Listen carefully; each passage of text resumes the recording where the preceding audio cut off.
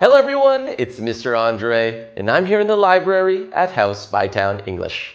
Our story for today is The Sandcastle Contest, written by Canadian author Robert Munsch and illustrated by Canadian illustrator Michael Marchenko. In this story, Matthew enters a contest at the beach. Let's read to find out if he wins this contest. The Sandcastle Contest. Written by Robert Munsch, illustrated by Michael Marchenko, read by Mr. Andre. Matthew's father stood in the driveway and said, "I think we are all ready to go. Let's make sure everything is here. Do we have the bicycles? Yes. Do we have the food? Yes. Do we have the boat? Yes. Do we have everything?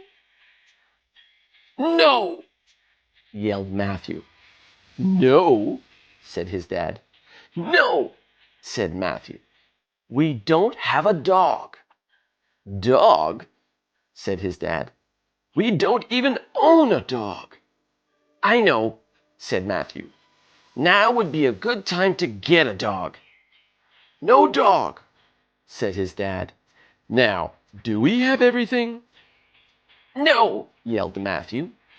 We don't have my sandbox.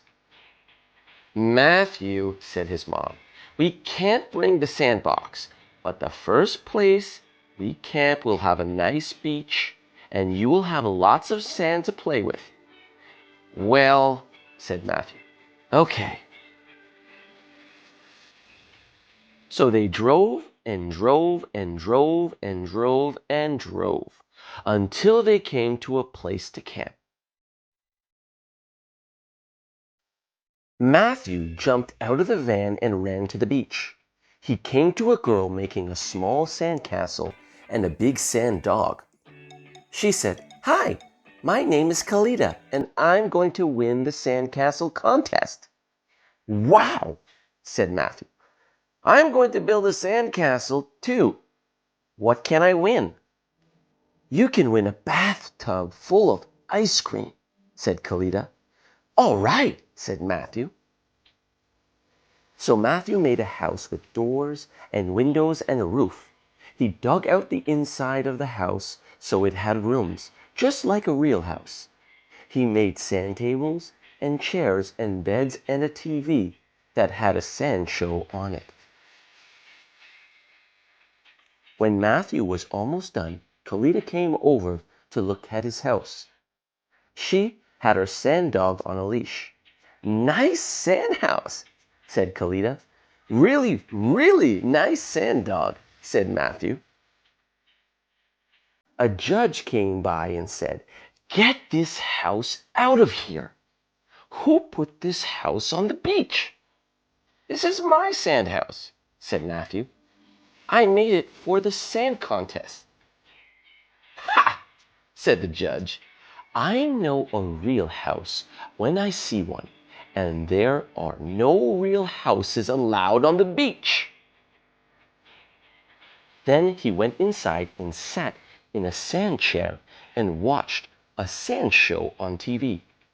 Another judge came by and said, "Get this house out of here. Who put this house on the beach?" "This is my sand house," said Matthew. "I made it for the sand contest." "Ha!" said the judge. "I know a real house when I see one, and there are no real houses allowed on the beach." She went into the bedroom and looked at the sand bed. She went into the kitchen, opened the refrigerator, and looked at the sand apples and the sand celery and the sand cartons of milk. Then she said, "Little boy, you've got to get this house off the beach." "This is my sand house," said Matthew, "and I'm going to prove it." "Ha!" said the judges. So Matthew went outside and kicked the sand house right beside the door.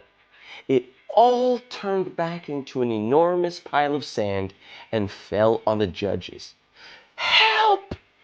yelled the judges, and everyone came running and dug them out.